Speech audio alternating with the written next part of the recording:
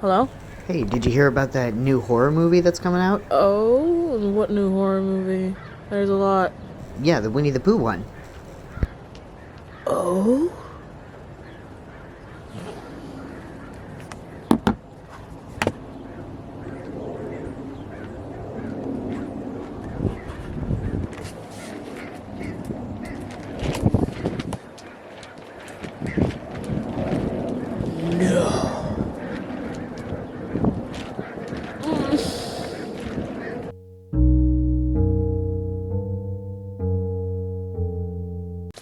Hello, my name is Dorian. I use he, him pronouns, and I found out that they're turning Winnie the Pooh into a horror movie.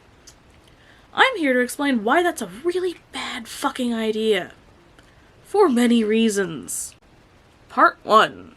Jagged Edge Productions. Once again, if you see me looking over here, I can't remember jack shit because I have this brain of Swiss cheese, so I need to look at my notes to actually fully remember everything. This production company, from what I could find, is roughly based in probably 2020. All I could really find when I tried looking into it more were a Facebook page, a Instagram, and a Twitter page, all for the production company to basically promote their movies. However, they have made some gems, which are Curse of Humpty Dumpty, Dinosaur Hotel, and Easter Bunny Massacre. Not only did they make those pieces of shit, they apparently also already greenlit sequels to their pieces of shit. Which... I hate this production company so much already. When I was looking more into them and just the movies they made in general, I found that since 2020 they've actually made a lot of movies. That's odd for being only 2 years old of a production company. So I decided to do some digging. I couldn't find out much more info about the production company other than it's based in the UK, but I did find out who their biggest donor, or producer, is. Scott Jeffrey, who I will insert his picture here. When doing more digging on him, I found out that not only does he produce movies for Jagged Edge Productions, but he also produces for Proportion Productions. Jagged Edge is more focused on horror movies, while Proportion is focused on just kind of movies in general, apparently. I also found out that unlike Jagged Edge, they actually do have an official website. Like, Jagged Edge probably should have, if they're gonna produce this many fucking movies. They also, on their website, list the type of genres that they have, which are action, erotic, supernatural, fucking creature, and slasher. So it has some elements of horror, like Jagged Edge, but still a little bit more broad, apparently. When looking at Proportion Productions' catalog, I did actually notice one movie of theirs that I recognized, which is Mandy the Haunted Doll, that I watched with my sister a few years ago on Amazon Prime. It's not good. I decided to do a little bit more digging on Scott Jeffrey because he just seems to just produce a lot of movies that are bad. So I kind of wanted to just see what his track record was in general. I found out that he's been producing movies since 2016 and has 106 movies he has produced. Not only has he produced 106 movies since 2016, 42 of them are actively under post-production, pre-production, or still actively filming. Which is a sign that these are all going to fucking suck because he is not there to oversee even one of them. Which is kind of needed for people that are giving money to production companies to make movies. Just seeing what this guy looks like and how many movies he's produced and how many are actively being made, he just kind of seems like a cis white guy that just throws money at people to make whatever they want under the guise of helping people make their art. But I'm sorry, Scott Jeffrey, not all art is good art, and not all movies are good movies. Just based off of the names of these movies and the, bare bones plots and how many movies there are in both production companies, they definitely just seem like movies that are more quantity over quality. Just constantly churning out crap just to have stuff. To hopefully see if some of it sticks for people to like. And if any of this is sticking for some people, I am going to be very shocked. Also, this is a side note, but I saw a movie that Jagged Edge had produced, which is based off of an H.P. Lovecraft property, which, of course, the movie has two different names, because a name for here and a name for in the UK. But I need to read you the review for this one. The movie is called H.P. Lovecraft's Monster Portal. And here's a telling review. How did this ultra-dull movie get financed? How did the director manage to make 1 hour and 18 minutes seem to drag on, and on, and on? Did the several actors appearing in this stupid Lovecraftian tale drink codeine cough syrup before every take? Everything moves in slow motion, the cult members are wearing cheap hooded taffeta costumes from Party City, and there are about 20 seconds of creature effects which you can see in the trailer. Avoid this. Avoid. This stinks like Cthulhu's farts. 1 star, which is being generous. Part 2. Winnie the Pooh, Blood and Honey, and its doomed start. So far, the info known about this movie is that it's called Winnie the Pooh, Blood and Honey. It is in post-production, and the basic plot is that Pooh and Piglet get abandoned by Christopher after he leaves for college, and he doesn't leave them anything to survive, so they go feral and start attacking and killing people for survival. And they apparently eat Eeyore at the very beginning of the fucking movie. The director, Reese Waterfield, has done a few interviews so far in several different websites and has been promoting the movie, and so far it's not promising. Because of all the press and stuff, we're just going to start expediting the edit and getting it through post-production as fast as we can, said Waterfield, but also making sure it's still good. It's going to be high priority. Apparently the basis of the film is that because Christopher leaves them for college and leaves them with nothing, they turn feral and turn on each other and also have to go in search for food and are on a rampage because they're angry. The problem is one of the biggest things that he mentions is the fact that they go up to this lady and chloroform her, drag her to a car, and try to run her over. Feral creatures don't work like that. In any media, when something has become feral, they don't act like a human does anymore. They literally can only do animalistic basics. A feral creature is not gonna know how to work a fucking car or use chloroform. This movie apparently also has been filmed in 10 days near the Ashdown Forest. For one, 10 days is not a fucking enough time to film anything of quality. It's just not. The only movie I can think of that took about a week to film and actually ended up good is Devil's Carnival, but there's some reasons for that. For one, you can tell that the creators of Devil's Carnival deeply cared about the material they were making. Also, the movie didn't even end up being feature-length, probably in part to the fact that it was filmed in only a week. It is so rare for movies to end up good with having a very small time frame, and usually when they do end up good with that small time frame, it is because they have to pull back on so many aspects. The story has to be simplified, the effects have to be simplified. There's so many different things that goes into a good movie that took a small amount of time to film. Also, not to mention the fact that he's saying that they're rushing production because of the promotion from the fucking interviews in the media. Bro, you're the one that put the movie out in the media, which I understand is probably to get word of mouth to make people hype for the movie.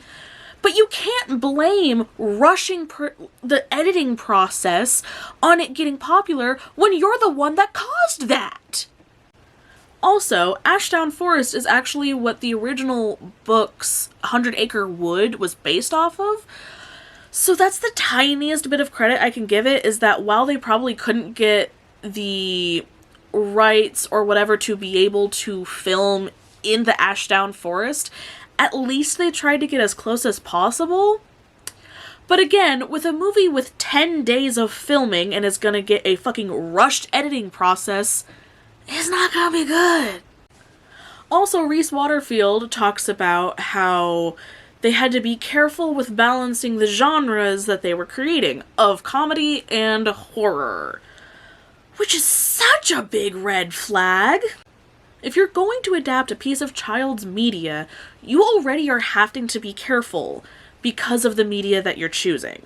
If you're struggling to throw comedy into the mix of your horror for your children's media horror movie, maybe you should just fucking stick with horror, not horror comedy, which is already hard to make in of itself. Also, some things just aren't meant for horror comedy. Some things are. Probably not this. As an example, Waterfield explained the setup behind the still above of a girl relaxing in a jacuzzi with Pooh and Piglet ominously standing nearby. She's having a good time, and then Pooh and Piglet appear behind her, chloroform her, take her out of the jacuzzi, and then kind of drive a car over her head, Waterfield said. It's scary, but there's also funny bits because there's shots of Winnie the Pooh in a car, seeing him with his little ears behind the wheel, and, slowly going over there to kill her. The issue I have with this description is a couple of things. One, the thing I already mentioned of that's not how feral fucking animals work.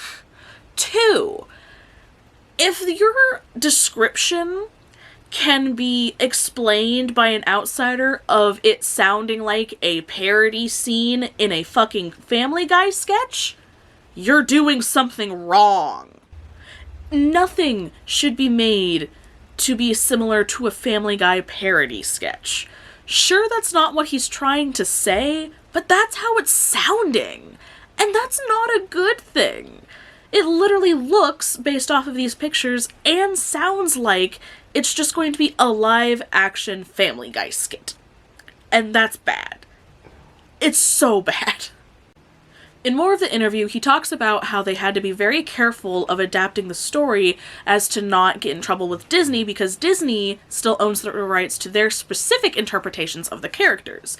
So this movie is going to be more of an adaptation of the original stories from the 1920s. At this point, Disney is the least of your worries. You're more gonna have issues with horror fans and fans who just love Winnie the Pooh. Everyone I've talked to about this movie being made are fucking angry.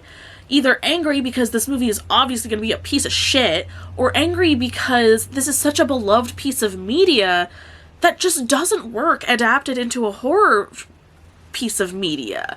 In fact, it's going to ruin a lot of sentimental memories for a lot of those people, even if they don't watch the movies, because, the stills are going around everywhere on the internet now. Here are some stills from the movie that I could find. I think there's a few more. I couldn't keep looking at it. It literally looks like real-life Photoshop, and that's not a good thing. It just looks gross. And not even horror movie gross. Just, uncanny gross. And, it's just bad prosthetics. And, like I said, real-life Photoshop. Part 3. Adapting one genre to another. Adapting one piece of media from one genre to another takes a lot of thought and effort to actually make it work well. Not everything is meant to be adapted to a specific type of genre.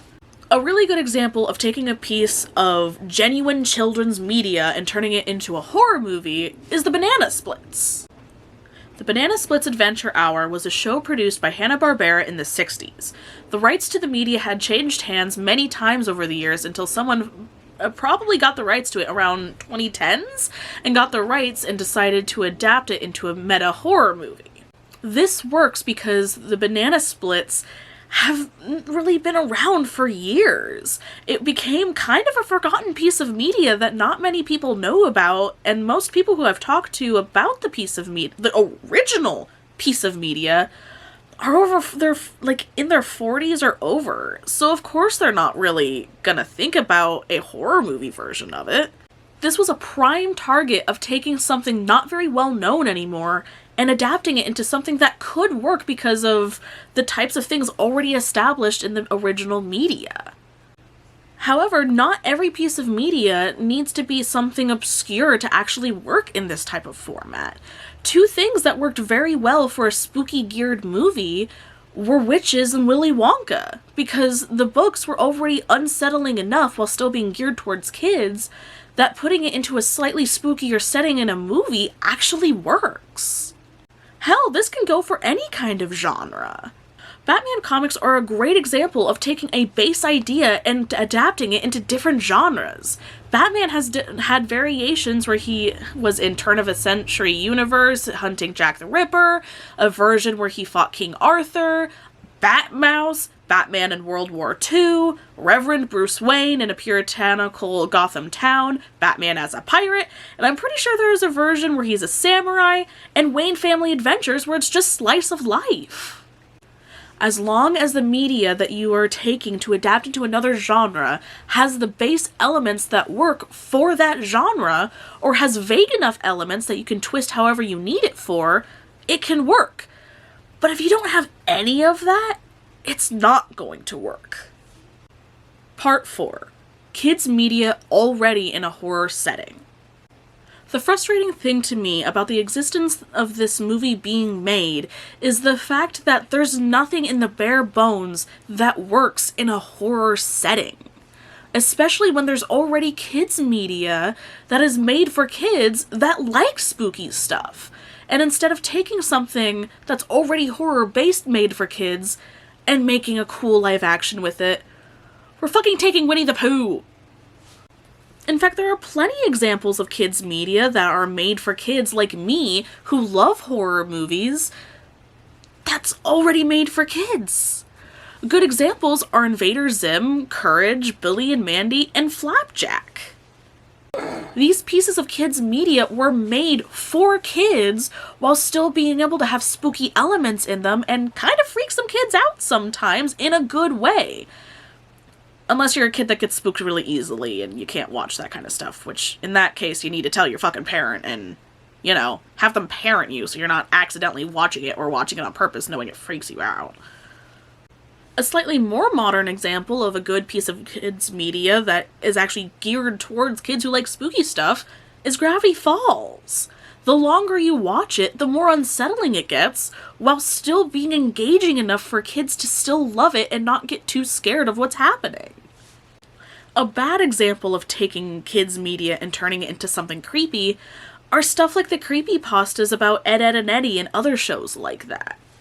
All those do are take bare bones things that are meant just in the stylistic sense in the context of the show, like the art style, and using it as a basis to say things like it was always meant to be scary and like the kids are dead and all this other stuff, which I guess can kind of work when you're grasping at straws, but that's not enough.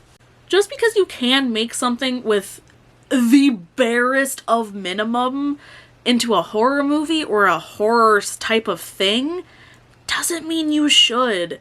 Nothing should ever come across as a bad creepypasta, especially in a movie. Part 5. Doomed from the start. Winnie the Pooh earlier this year finally went under public domain, and a really shitty horror movie company known for making really shitty horror movies swooped up the rights and decided to make a bad horror movie with it as well. The movie has already started getting a lot of traction before it's even released because of the director getting it popular via word of mouth, who then decided because of the word of mouth he needs to now rush through the end of the production process just to get it out, which is stupid. The effects look bad, like, not even, like, fun movie bad, and the basic plot just seems like a bad creepypasta or a Family Guy skit. The people who decided to make it seem to have only been making it because they thought it would be a funny premise, which it's not. That's not how horror comedy works. Instead of taking something that could genuinely work in a horror setting, or even a comedy horror setting, they decided to take Winnie the Pooh just to indulge themselves and make a piece of shit. This production company is very quickly becoming my arch nemesis, and I don't even know if I have the stomach to watch this movie when it inevitably comes out on Tubi, like the rest of this production's movies. Honestly, I hope this movie loses a mass amount of money, which I know it won't because the guy that produces all of these movies seems to have an endless supply of cash that he can throw at whatever he wants, so he's probably not going to lose a dime. Honestly, they should be ashamed of themselves for constantly churning out crap instead of trying to make genuinely good movies that could become cult classics even if they seem cheap. But instead, they've decided to make bad movies on purpose.